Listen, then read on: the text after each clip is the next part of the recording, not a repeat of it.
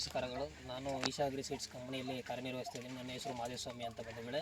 ಈ ದಿನ ನಾವು ಪಾಂಡವಪುರ ತಾಲೂಕಿನ ಯಾವೂರು ಸರ್ ರೈತರು ಇದು ನಿಮ್ಮದು ಮಾಡರಳ್ಳಿ ಗ್ರಾಮಕ್ಕೆ ಭೇಟಿ ಕೊಟ್ಟಿದ್ದೇವೆ ಬಂಧುಗಳೇ. ಇವತ್ತು ನಮ್ಮ ಈಶಾ ಅಗ್ರಿ ಸೀಡ್ಸ್ ಕಂಪನಿಯ ಚೊಟ್ಟಿನ ತಳಿಯಾದಂಥ ಬೀಶಾ ಬಾಬಿ ಅನ್ನೋ ಒಂದು ವೆರೈಟಿನ ನಮ್ಮ ಪ್ರಗತಿಪರ ರೈತರು ಚೆನ್ನಾಗಿ ಬೆಳೆದಿದ್ದಾರೆ. ಈ ಚಳಿಗಾಲದಲ್ಲೂ ನೀವು ಅಬ್ಸರ್ವ್ ಮಾಡ್ಬೋದು, ಅತ್ಯದ್ಭುತವಾದಂಥ ತಳಿ, ಒಳ್ಳೆ ಕಾಯಿ, ಒಳ್ಳೆ ಇಳುವರಿ. ಸುಮಾರು ಒಂದು 16 ಕುಯ್ಲಾಗಿದೆ ಈಗ ಇಲ್ಲಿ ತನಕ ನಾವು ಈ ತೋಟಕ್ಕೆ ನೋಡೋಕ್ಕೆ ಬಂದಿರೋ ತಳಿ ಬಂಧುಗಳೇ. ಹಾಗಾಗಿ ನಮ್ಮ ರೈತರನ್ನ ಮಾತಾಡ್ಸ್ಕೊಂಬನ್ನಿ, ಬಾಬಿ ಯಾವ ಥರ ಇದೆ ತಳಿ, ಯಾವ ಥರ ಅವ್ರಿಗೆ ರೋಗ ನಿರೋಧಕ ಶಕ್ತಿಯನ್ನು ತಡ್ಕೊಂಡಿತ್ತು ಈ ತಳಿ ಕಾಯಿ ಯಾವ ಥರ ಇತ್ತು ಎಲ್ಲನೂ ನಮ್ಮ ರೈತ ಬಂಧುಗಳು ಹೇಳ್ತಾರೆ. ಸರ್ ನಮಸ್ಕಾರ, ನಿಮ್ಮ ಹೆಸರು ಸರ್? ಯೋಗೇಶ್ ಅಂತ. ನಿಮ್ಮ ಊರು ಸರ್ ಇದು? ನಮ್ಮೂರು ಇದು ಸುಂಗದೊಣ್ಣೂರು, ಬಟ್ ನಾನಿರೋದು ಪಾಪ ಮಾಡರಳ್ಳಿ ಇದೆ ಸರ್. ಯಾವ ತಳಿ ಸರ್ ನೀವು ಬೆಳೆದಿರೋದಿಲ್ಲ? ನಾನು ಬಾಬಿ ಅಂತ ತಳಿ ಬೆಳೆದಿದ್ದೀರಾ? ಮೊದಲೆಲ್ಲ ಚೊಟ್ಟನ ತಳಿ ಎಲ್ಲ ಬೆಳೀತಿದ್ರೆ ಸರ್? ಬೆಳಿತಿದ್ದೀನಿ, ಬುಲೆಟ್ ಬೆಳೆದಿದ್ದೀನಿ, ನಾಗಶ್ರೀ ಬೆಳೆದಿದ್ದೀನಿ. ಹಾಂ ಸರ್, ಎಲ್ಲ ಈಗ ನೆಕ್ಸ್ಟ್ ಸ್ಟೆಪ್ ಬಾಬಿ ಬೆಳೆದಿದ್ದೀನಿ. ತಳಿ ಪರೀಕ್ಷೆ ಮಾಡೋಣ ಅಂತ ಬೆಳೆದಿದ್ದೀನಿ. ತಳಿ ಪರೀಕ್ಷೆ ಮಾಡೋಣ ಅಂತ ಬೆಳೆದಿದ್ದೀರಾ? ಯಾವ ಥರ ಇದೆ ಸರ್ ನಿಮ್ಗೆ ಇದು ಇಳುವರಿ? ಸರ್ ಒಟ್ಟಲ್ಲಿ ನಾಗಶ್ರೀ ಬುಲೆಟ್ಗೆ ಹೋಲಿಸ್ಕೊಂಡ್ರೆ ಇದು ಪರವಾಗಿಲ್ಲ, ಏನಂತ ಇಳುವರಿನೂ ಚೆನ್ನಾಗೈತೆ. ಗಿಡನೂ ಈ ವೆದರ್ಗೆ ಈ ಥರ ಗಿಡ ಬಂದೈತೆ ಅಂದರೆ ಇನ್ನು ಬ್ಯಾಸ್ಗೆಗೆ ಇನ್ನೂ ಗಿಡ ಸೂಪರಾಗಿ ಬರ್ತದೆ, ಇಳುವರಿನೂ ಚೆನ್ನಾಗಿ ಬೀಳ್ತದೆ, ಏನು ತೊಂದರೆ ಇಲ್ಲ. ನಿಮ್ಮ ಪ್ರಕಾರ ಸರ್ ಎಷ್ಟನೇ ಕೊಯ್ಲಾಗಿದೆ ಸರ್ ಇವಾಗ? ಇದು 14ನೇ ಕೊಯ್ಲಿ ಕುಯ್ತಾ ಇರೋದು. 16ನೇ ಕೊಯ್ಲು ಕೂದ್ರು ನೋಡಿ ರೈತ ಬಂಧುಗಳೇ. ಕಾಯಿ ನೋಡಿ, ಕಾಯಿ ಇಳುವರಿ, ಕಾಯಿ ಲೆಂತ್ ನೋಡ್ಬೋದು ನೀವು ಎಲ್ಲನೂ.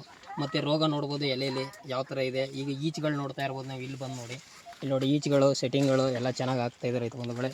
ಹಾಗಾಗಿ ನಿಮಗೆ ಈಶಾ ಬಾಬಿ ಒಂದು ಒಳ್ಳೆ ವೆರೈಟಿ ಅಂತ ಹೇಳ್ಬೋದು. ಮತ್ತು ನಿಮಗೆ ಈ ಥರ ರೋಗಗಳೆಲ್ಲ ಯಾವ ಥರ ತಡ್ಕೊಂಡಿದೆ ಸರ್ ಇಷ್ಟು ದಿನ ಗಂಟೆ? ನಿಮಗೆ ಏನಿಲ್ಲ ಸರ್, ಮಾಮೂಲಿ ಅಂಥ ರೋಗ ಏನು ಜಾಸ್ತಿ ಇದು ಕಂಡಿಲ್ಲ.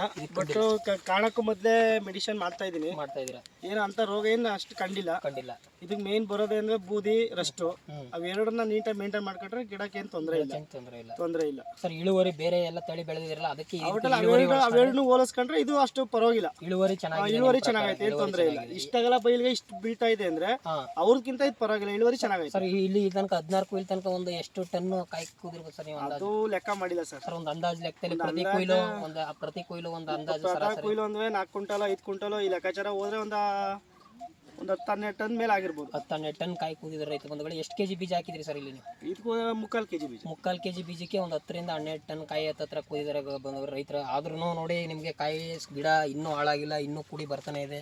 ಯಾಕಂತಂದರೆ ಇದು ಈ ತಳಿ ಬಂದು ನಿಮಗೆ ಸುಮಾರು ಲಾಂಗೆಸ್ಟ್ ಕೊಯ್ಲು, ಸಿಕ್ಕಾಪಟ್ಟೆ ದೀರ್ಘಾವಧಿ ಬೆಳೆ ಇದು ಬಂದು ನಿಮಗೆ ಗಿಡ ನಿಮ್ಗೆ ಬರ್ತಾನೆ ಇರುತ್ತೆ. ಇದು ನೋಡ್ಬೋದು ನೀವು, ಕುಡಿ ನೋಡ್ಬೋದು ಬಂದಗಳ ಕುಡಿ ಇನ್ನೂ ವೀಕ್ ಆಗಿಲ್ಲ. ಇಲ್ಲಿ ನೋಡಿ ಕುಡಿ ಇನ್ನೂ ಚೆನ್ನಾಗಿ ಬರ್ತಾನೆ ಇದೆ.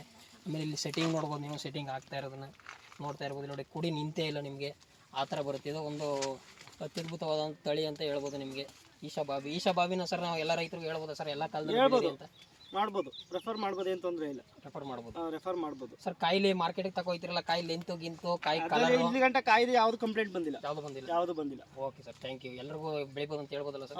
ಆರಾಮಾಗಿ ಹೇಳ್ಬೋದು ಸರ್, ಬೆಳಿಬೋದು, ಏನು ತೊಂದರೆ ಇಲ್ಲ. Thank you so much.